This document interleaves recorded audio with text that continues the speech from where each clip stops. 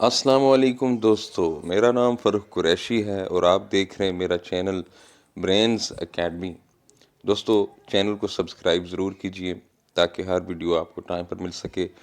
तो चलते हैं दोस्तों आज अपने लेक्चर की तरफ। दोस्तों, आज के जो लेक्चर है वो है आइटम डिस्क्रिमिनेशन इंडेक्स। दोस्तों, इससे जो पिछला लेक्चर था वो था आइटम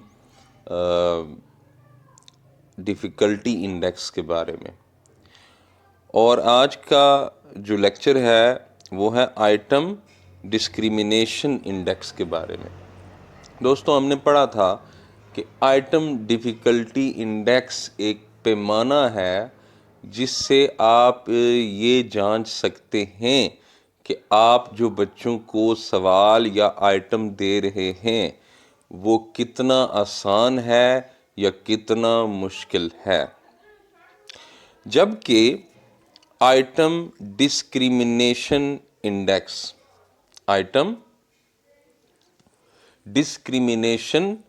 इंडेक्स भी एक पैमाना है।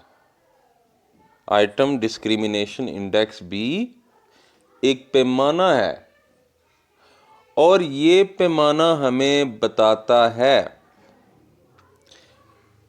कि हम जो बच्चों को आइटम या सवाल दे रहे हैं वो पढ़ने वाले और ना पढ़ने वाले बच्चों में फ़र्क कर सकता है या नहीं कर सकता। यानी आइटम डिस्क्रिमिनेशन इंडेक्स किसी सवाल का डिस्क्रिमिनेशन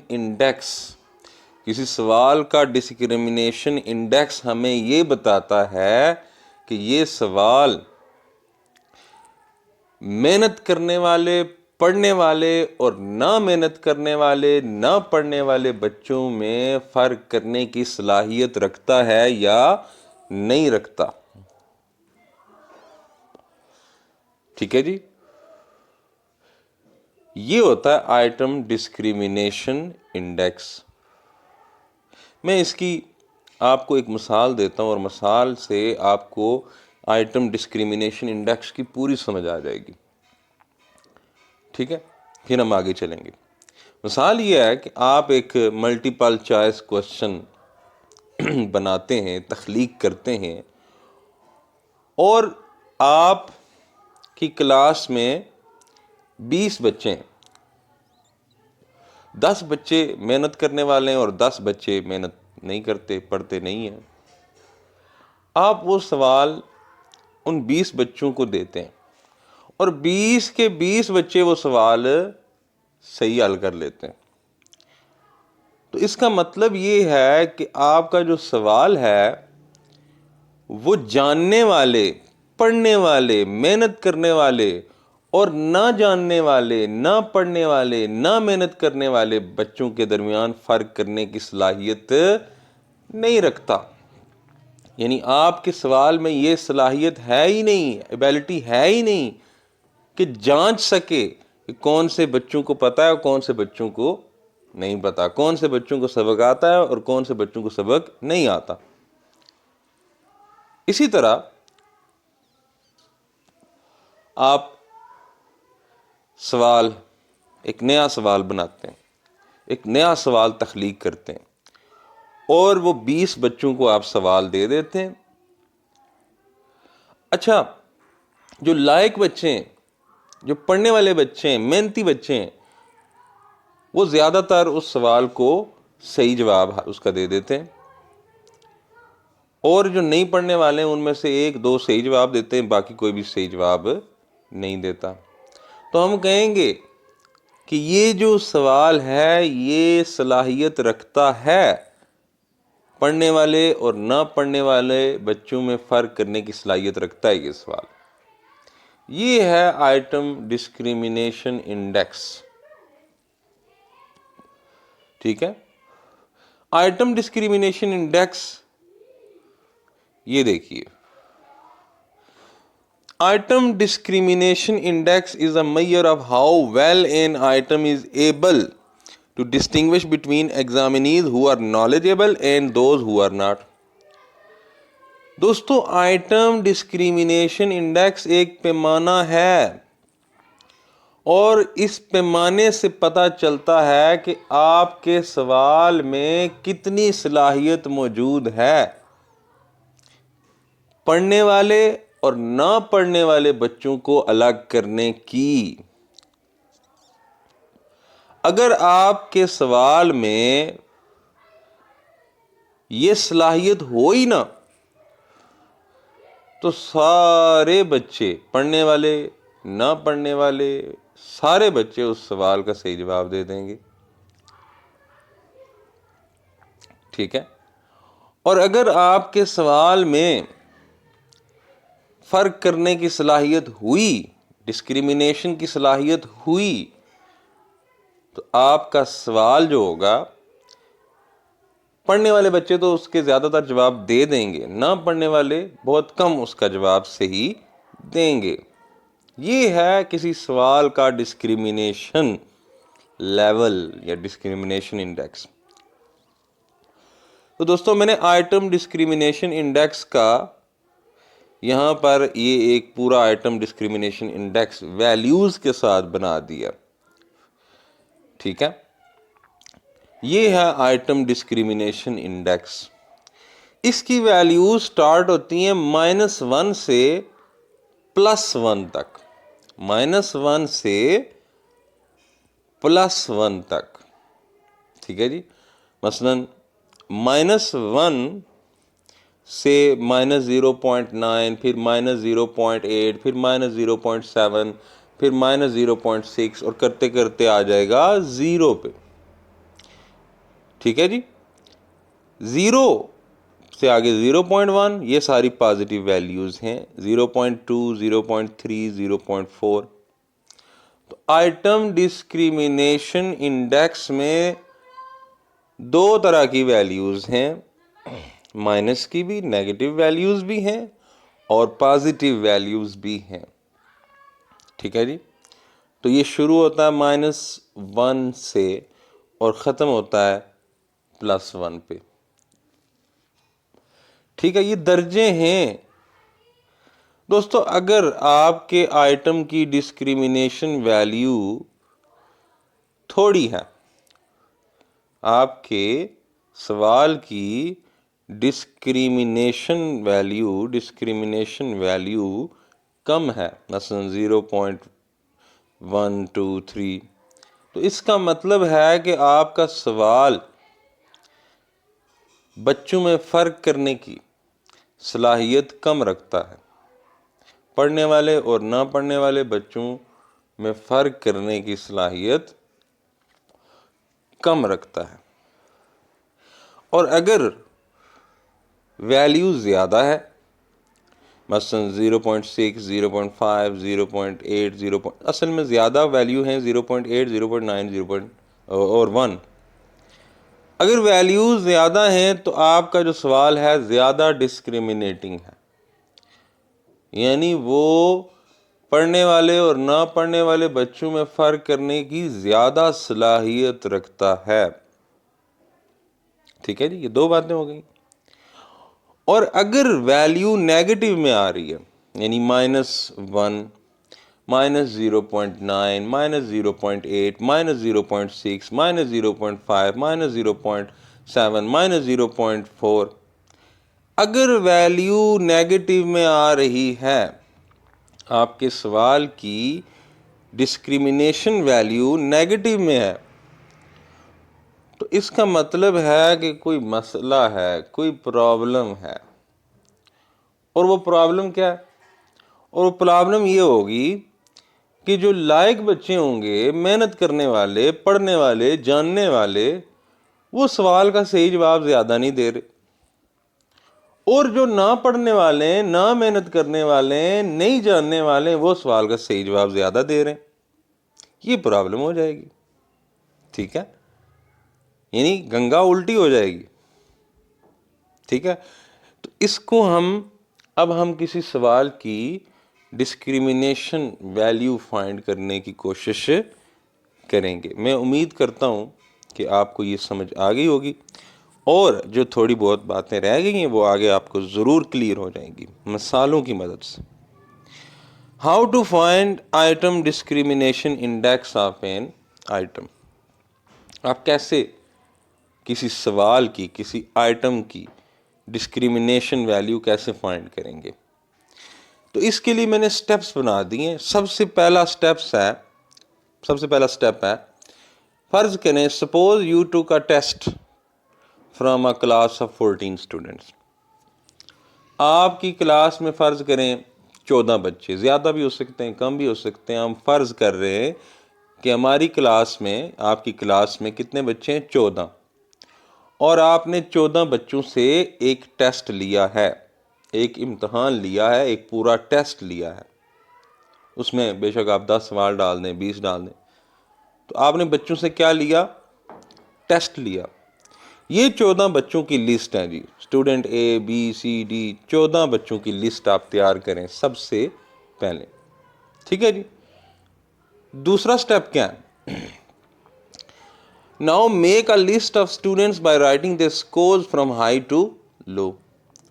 अब आपने टेस्ट में बच्चों ने जो स्कोर लिए हैं, बच्चों ने जो नंबर लिए हैं, उनकी लिस्ट बना दें। ठीक है, हाई से लो की तरफ। मिसाल के तौर पर स्टूडेंट ए ने 18 नंबर लिए तो टॉप पे आ गया, बी ने 16 ले लिए, सी ने 15 ले लिए, डी और ई ने 13 ले लिए, एफ ने 12 ले लिए, जी ने 11। ठीक है जी। सबसे पहला काम क्या है कि स्टूडेंट्स की लिस्ट बनाएं और फिर बच्चों के टेस्ट में जितने नंबर हुए हैं वो आप लिखें। इस तरह लिखें कि ज़्यादा से कम की तरफ नंबर जाएं। ठीक है जी, 2 काम हो गए, आसान है। तीसरा काम, अब आपने ये जो लिस्ट है इसका हाफ कर देना है। इसका हाफ। हाफ कैसे करेंगे? 7 बच्चे, 14 बच्चे टोटल हैं, 7 बच्चे एक ग्रुप में हो जाएंगे और बाकी 7 बच्चे एक ग्रुप में, 7 बच्चे दूसरे ग्रुप में। हाफ करने से क्या होगा? ज़्यादा स्कोर लेने वाले, ज़्यादा नंबर लेने वाले बच्चे एक ग्रुप में आ जाएंगे और कम नंबर लेने वाले बच्चे दूसरे ग्रुप में चले जाएंगे। इस तरह बच्चों के 2 ग्रुप बन जाएंगे, हाई स्कोरर, ज़्यादा पढ़ने वाले, ज़्यादा मेहनत करने वाले, ज़्यादा नंबर लेने वाले, और बच्चों का दूसरा ग्रुप बन जाएगा लो स्कोरर, कम नंबर लेने वाले। ठीक है जी, हो गए, 2 ग्रुप बन गए। अब आपने दोनों ग्रुप्स में ये लिख देना है कि किन बच्चों ने सवाल का सही जवाब, जिस सवाल की डिस्क्रिमिनेशन वैल्यू चेक करना चाहते हैं, उस सवाल का कितने बच्चों ने सही जवाब दिया है ये आपने लिख देना है। मसलन हाई स्कोरर ग्रुप में ए बी सी डी और ई जो स्टूडेंट हैं, इन्होंने सवाल का सही जवाब दिया है, जबकि 2 बच्चों ने सवाल का गलत, रॉन्ग जवाब दिया। ठीक है जी। और लो स्कोरर ग्रुप में, कम नंबर लेने वाले बच्चों के ग्रुप में 3 बच्चों ने सवाल का करेक्ट जवाब दिया, बाकी 4 ने गलत जवाब दिया। ठीक है जी, ये हो गया फाइनल काम। अब मैं आपको फार्मूला बताऊंगा और जनाब आप सवाल की डिस्क्रिमिनेशन वैल्यू मालूम कर लेंगे। ठीक है जी। तो इस तरह हमारे पास तादाद आ गई कि हाई स्कोरर ग्रुप में से 7 में से 5 बच्चों ने सवाल का सही जवाब दिया, लो स्कोरर बच्चों में से 7 में से सिर्फ 3 बच्चों ने सवाल का सही जवाब दिया। ये तादाद आ गई। तो अब हम डिस्क्रिमिनेशन वैल्यू फाइंड कर लेंगे आइटम की या सवाल की। तो फार्मूला क्या है? डिस्क्रिमिनेशन इंडेक्स को हम डी से ज़ाहिर करते हैं, डी से। ठीक है जी। फार्मूला है number of high scorer with correct answer. कि कितने हाई स्कोरर बच्चों ने सवाल का सही जवाब दिया,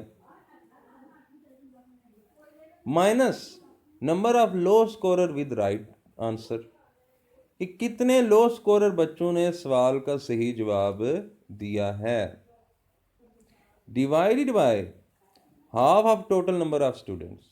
14 स्टूडेंट हमारे टोटल हैं, टोटल स्टूडेंट्स का हाफ कितना बनता है 7, 14 का हाफ कितना बनता है 7। तो फार्मूले में हम पुट कर देंगे, जाके पीछे ही देखते हैं। हाई स्कोरर में से 5 बच्चों ने सवाल का सही जवाब दिया है, तो यहाँ लिख देंगे 5। लो स्कोरर में से 3 बच्चों ने सवाल का करेक्ट जवाब दिया है, तो यहाँ लिख देंगे 3। Half of total number of students, total students हैं 14, 14 का हाफ कितना बनता है 7, तो यहाँ पे हम लिख देंगे 7। तो 5 - 3 आ गया 2, 2 डिवाइडेड बाय 7 करेंगे तो क्या आ जाएगा 0.29। तो डिस्क्रिमिनेशन इंडेक्स की वैल्यू क्या आ गई 0.29, और 0.29 एक छोटी वैल्यू है, ठीक है। इसका मतलब है कि आपका सवाल डिस्क्रिमिनेटिंग है, आपका सवाल 0.29 पॉजिटिव वैल्यू आई है ना, आपका सवाल डिस्क्रिमिनेटिंग है, लेकिन थोड़ा डिस्क्रिमिनेटिंग है, थोड़ा डिस्क्रिमिनेटिंग है। इसीलिए 5 लायक बच्चों ने जवाब दिया सही और 3 ना पढ़ने वाले बच्चों ने सही जवाब दिया, ठीक है। अगर ज़्यादा डिस्क्रिमिनेटिंग होता तो लायक बच्चे ज़्यादा तादाद में होते सही जवाब वाले, और ना पढ़ने वाले बहुत थोड़ी तादाद में होते, ठीक है जी। मैं उम्मीद करता हूँ कि आपको ये चीज़ समझ आ गई होगी। एक और मिसाल लेते हैं। फर्ज करते हैं कि हाई स्कोरर में से 5 बच्चों ने सही जवाब दिया सवाल का, और लो स्कोरर में से भी 5 बच्चों ने सही जवाब दे दिया, बराबर हो गए ना। हाई स्कोरर बच्चों ने में से 5 बच्चों ने सही जवाब दिया, लो स्कोरर में से भी 5 बच्चों ने सही जवाब दे दिया। इसका मतलब है आपका सवाल डिस्क्रिमिनेटिंग नहीं है, क्योंकि लायक और ना पढ़ने वाले दोनों सवाल का बराबर जवाब दे रहे हैं, फ़र्क तो कोई ना हुआ। फिर टोटल तादाद है जी बच्चों की 14, और 14 का हाफ कितना है 7। फार्मूले में पुट करेंगे, हाई स्कोरर कितने हैं 5 जिन्होंने सवाल का सही जवाब दिया, लो स्कोरर कितने हैं 5 जिन्होंने सवाल का सही जवाब दिया, टोटल तादाद का आधा कितना है 7। 5 नवी 5 क्या हो जाएगा 0, और पूरी वैल्यू क्या आ जाएगी 0। 0 वैल्यू क्या जाहिर कर रही है कि आपका सवाल डिस्क्रिमिनेटिंग है ही नहीं, आपका सवाल डिस्क्रिमिनेटिंग है ही नहीं, ठीक। आपके सवाल में ये सलाहियत है ही नहीं कि वो लायक और ना पढ़ने वाले बच्चों में फ़र्क कर सके। जब आपका सवाल डिस्क्रिमिनेटिंग नहीं होगा तो लायक और ना पढ़ने वाले बच्चे सारे उस सवाल का सही जवाब दे देंगे, कोई फ़र्क नहीं होगा फिर उनमें, ठीक है जी। ये समझ आ गई आपको। एक और एग्जांपल ले लेते हैं कि फ़र्ज़ करते हैं कि जो हाई स्कोरर बच्चे हैं उन सब ने सवाल का सही जवाब दे दिया, 7 के 7 बच्चों ने, ठीक। और लो स्कोरर में से किसी बच्चे ने भी सवाल का सही जवाब नहीं दिया, तो आप ऑटोमेटिकली समझ जाएंगे कि जो सवाल है लायक बच्चों ने तो उसका जवाब दिया है, ना पढ़ने वाले बच्चों में से किसी ने भी उसका जवाब नहीं दिया। इसका मतलब है मेरा जो सवाल है वो बहुत ज़्यादा डिस्क्रिमिनेटिंग है, बहुत ज़्यादा फ़र्क करने वाला है। तो वैल्यू कैलकुलेट कर लेते हैं।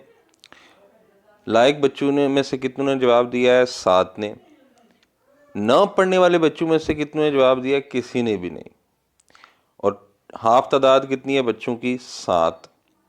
तो 7 डिवाइडेड बाय 7 क्या आ जाएगा 1। ये जो 1 है ये डिस्क्रिमिनेटिंग इंडेक्स की सबसे बड़ी वैल्यू है और 1 वैल्यू जाहिर करती है कि आपका सवाल बहुत ज़्यादा डिस्क्रिमिनेटिंग है, बहुत ज़्यादा फ़र्क करने वाला है। इतना फ़र्क करने वाला सवाल है कि लायक बच्चे तो उसका जवाब सही दे रहे हैं, जबकि ना पढ़ने वाले बच्चों में से कोई भी उसका सही जवाब नहीं दे पा रहा। मैं उम्मीद करता हूं कि ये बात आपको समझ आ गई होगी। अब हम एक अपनी आखिरी एग्जाम्पल पे चलते हैं और आखिरी एग्जाम्पल हमें बताएगी कि ये जो माइनस की वैल्यू होती है ये क्या जाहिर करती है। ठीक है जी। तो दोस्तों फर्ज करें कि जो हाई स्कोरर बच्चे हैं उनमें से किसी बच्चे ने अगर सवाल का सही जवाब नहीं दिया और लो स्कोरर में से सारे बच्चों ने सही जवाब दे दिया, 7 के 7 बच्चों ने सही जवाब दे दिया, तो इसका मतलब है कि कोई प्रॉब्लम है ना कि लायक बच्चे सवाल का सही जवाब नहीं दे रहे और जो ना पढ़ने वाले कम स्कोर लेने वाले बच्चे हैं वो सवाल का सही जवाब दे रहे हैं। तो मसला है। खैर हाफ तादाद बच्चों की है 7, वही डिस्क्रिमिनेशन वैल्यू फाइंड करते हैं। लायक बच्चों में से 0 बच्चे, किसी बच्चे ने भी सवाल का सही जवाब नहीं दिया, माइनस कम स्कोर लेने वाले बच्चों में से 7 बच्चों ने सही जवाब दिया, डिवाइडेड बाय हाफ तादाद है 7, 0 माइनस 7 डिवाइडेड बाय 7, 7 माइनस 7 को डिवाइड कर देंगे 7 से तो क्या आ जाएगा -1। ये जो -1 वैल्यू है दोस्तों ये जाहिर करती है कि आपने जो सवाल दिया है लायक बच्चे उस सवाल का जवाब ही नहीं दे रहे या कम दे रहे हैं और ना पढ़ने वाले बच्चे उस सवाल का ज्यादा सही जवाब दे रहे, तो कोई प्रॉब्लम है, कोई मसला है। ठीक है, यानी उल्टी बात होगी। डिस्क्रिमिनेटिंग है, ठीक है, डिस्क्रिमिनेटिंग है लेकिन उल्टा काम हो गया। ठीक है जी। तो ये नेगेटिव वैल्यू जाहिर करती है कि जनाब आपके सवाल में कोई मसला है और उस मसले की वजह से कोई प्रॉब्लम है, उस प्रॉब्लम की वजह से जो लायक पढ़ने वाले ज़हीन मेहनती तलबा हैं वो उसका जवाब नहीं दे रहे और जो ना पढ़ने वाले हैं वो उसका ज़्यादा जवाब दे रहे हैं। कोई प्रॉब्लम तो है। तो ये होता है जी आइटम डिस्क्रिमिनेशन इंडेक्स और मैं पूरी उम्मीद कर रहा हूं कि ये आइटम डिस्क्रिमिनेशन इंडेक्स आपको बिल्कुल क्लियर हो गया होगा। ठीक है, आइटम डिस्क्रिमिनेशन इंडेक्स कैलकुलेट करने के बहुत सारे तरीके हैं। ठीक है, लेकिन मैंने आपके लिए सबसे आसान तरीका चूज किया, आसान और डिटेल्ड, ताकि आपको समझ आ जाए और आपके सामने एनटीएस के पेपर में जो भी सवाल पूछा जाए आपको उस सवाल का सही जवाब आ जाए। ठीक है जी।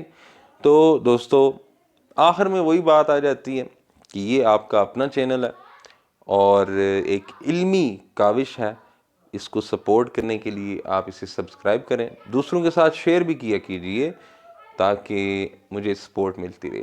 आप सबका बहुत शुक्रिया।